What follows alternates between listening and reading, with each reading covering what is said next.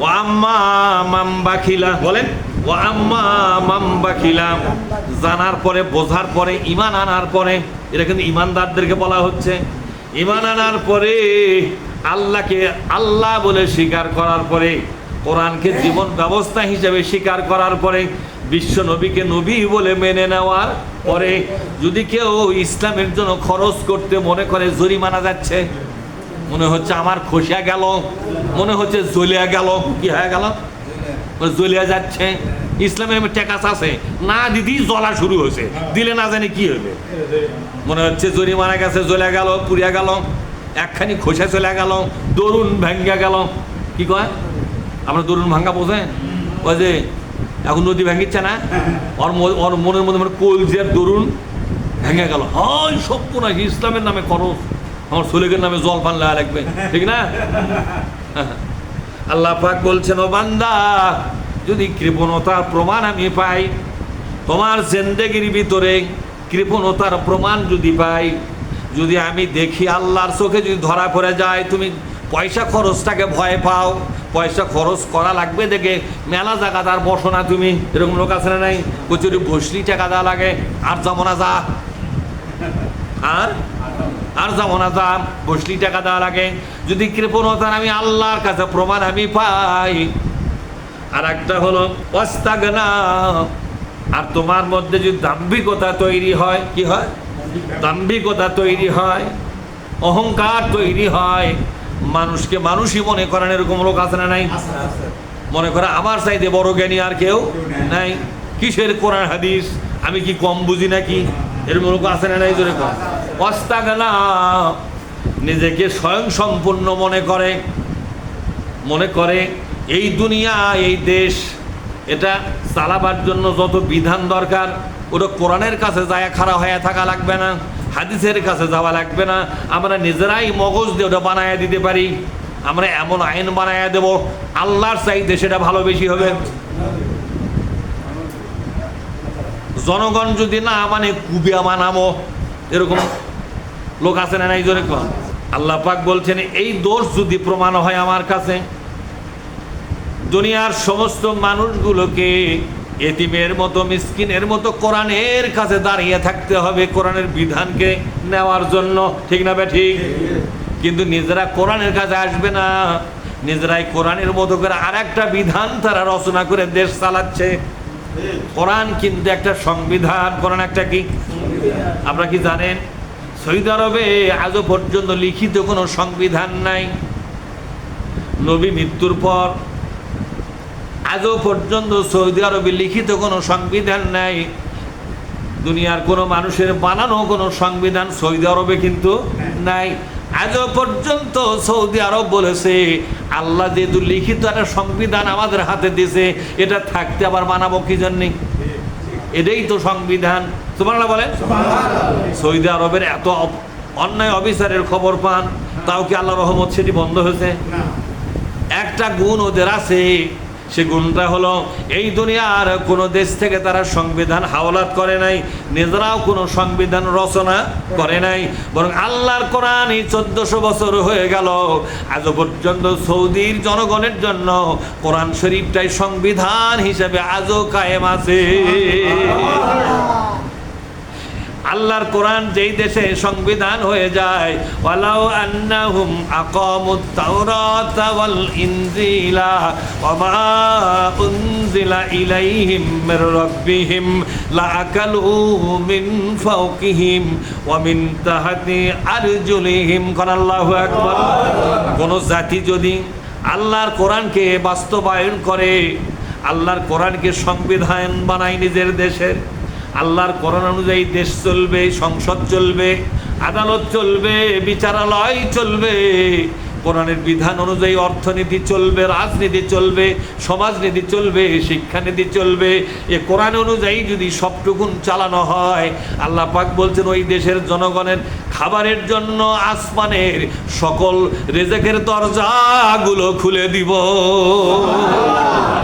আসমানের এমন কোনো দরজা নাই যেটা খুলবো না, সব দরজা খুলে দিয়ে তাদের খাবারের ব্যবস্থা করে দিব। ওমিন তাহাতি আরজুলিহিম, বলেন ওমিন তাহাতি আরজুলিহিম, আর তাদের পায়ের তলে যে জমিন আছে রে, এই জমিনের ভিতরে যত সম্পদ আছে, গোপন সোনা থাকুক বা গ্যাস থাকুক, তেল থাকুক বা আপনার যা কিছু খনিজ পদার্থ আছে, সবগুলো ওই দেশের জনগণের জন্য জায়গা অনুযায়ী আমি ওপেন করে দিব, যাতে ওই দেশের সরকার অনায়াসেই তা ব্যবহার করতে পারে। এই দুইটা কাজ আমি করব, সুবহানাল্লাহ বলবেন না? আর একটা কাজ করব রে, আল্লাযী আত'আমাহুম মিন জু, ওই জাতির জন্য আমি কোনোদিন ক্ষুধা লাগতে দেব না। ক্ষুধা লাগার আগে তার মুখের সামনে খাবার হাজির করে দিব। শুধু তাই নয়, ওয়া আমানাহুম মিন খাউফ, ওই দেশের জনগণের জন্য আমি আল্লাহ নিরাপত্তার চাদর দিয়ে মরিয়ে দিব। ওদের নিরাপত্তা দুনিয়ার কেউ ভাঙতে পারবে না। তবে হ্যাঁ, যদি অপরাধের সঙ্গে জড়িয়ে পড়ে মাঝে মধ্যে চর থাপ্পড় খেলেও খেতে, কি জন্য খাবে? ওই অপরাধটা তোমার করা ঠিক হয় না, ওটা ছেড়ে দাও। এই জন্য হঠাৎ করে মাঝে মধ্যে নিরাপত্তার আলধার ভাঙ্গে কিছু বিপদ আসলেও আসতে পারে। সেটা হলো ওই পদস্খলন হওয়ার জন্য। কিসের জন্য জোরে কন? পদস্খলন হওয়ার জন্য এরকম বিপদ আসলেও আসতে পারে। কিন্তু সামগ্রিকভাবে আমি আল্লাহ ওই জাতির হেফাজতকারী হয়ে যাব। তাহলে বাংলাদেশে আল্লাহর এরকম সাহায্যের দরকার আছে না নাই? ওই আসমানের দরজা দুনিয়ার কোনো সরকার খুলে পারবে? আসমান কদ্দুর তার দরজাইবেন অক্যাগারে খুলবি? কোন রকেটও চলে যা দরজা খুলে থেকে আসবেন ওটি? আরে দরজা কি এমনি আছে না? ফেরেস্তারা বসে আছে ওটি, ওরা লাখের বারান্দা ধুইবারা ঘুষি মেরে রে তোরা কে দরজা খুলবে? আল্লাহ তোরা কোন থাকার কোন মাতো পর রে? আল্লাহর দরজা তোরাই খুলবে আসছ, কারণটা কি তোর কেনে? আর কথা বোঝেননি? বিমান শুদ্ধ, রকেট শুদ্ধ জাহান নামে ভিগে পারবে কেনা? সব শুদ্ধ জাহান নামে ভিগে পারবে। যার নামে জ্বলা আল্লাহর দরজা খুলবে আছে। কোরআন কায়েম করছো, তোমাকে দেশত কর না, তা কোরআন কায়েম করলে দরজা এমনি খুলবি, তোকে এত দূর আশা লাগবে না।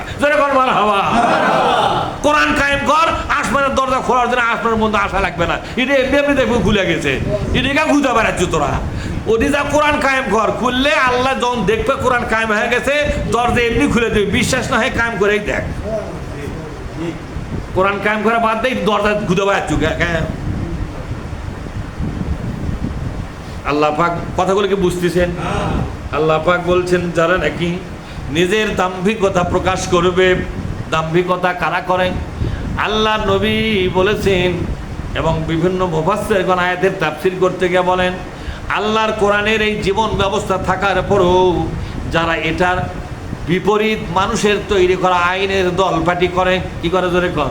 মানুষের আইনের দলপাটি করে, মানুষের রাজনীতি করে, কোরআনের রাজনীতি বাদ দিয়া চলে। এরকম লোক আছে না নাই? মসজিদ ভরা মুসল্লি, ইমাম মুয়াজ্জিন থেকে শুরু করে মসজিদের কমিটির থেকে শুরু করে কয়জন লোক আপনার কোরআনের রাজনীতি করে? কয়জন করে? বেশিরভাগ করে না কম ভাগ করে? বেশিরভাগগুলো কোন দিকে গেছে? এটাই হলো দাম্ভিকতা, এটাই হলো আল্লাহর কোরআনের এত সুন্দর রাজনীতির মতবাদ থাকার পরে তুমি অন্য দিকে যখন গেলে, এটাই হলো তোমার দাম্ভিকতা। ওয়াস্তাগনা ওয়া কাযযাবা বিল হুসনা। আর আল্লাহ পাকের যে সমাধান, আল্লাহ পাকের নাজিল করা যে জীবন ব্যবস্থা, সুন্দর ব্যবস্থা আছে না কোরআনে? কোরআনের যত বিধান সুন্দর না অসুন্দর? কথা বলেন। কোরআনের যত ব্যবস্থা, যত সমাধান, এগুলো সুন্দর না অসুন্দর? কোরআন নিজে সুন্দর, এটা যারা গ্রহণ করবে তারাও হবে সুন্দর। কোরআন নিজে সুন্দর, কোরআন যারা গ্রহণ করবে সে দেশটাও হবে সুন্দর। কোরআন যারা গ্রহণ করবে তাদের চরিত্রও হবে সুন্দর। কোন সুবহানাল্লাহ।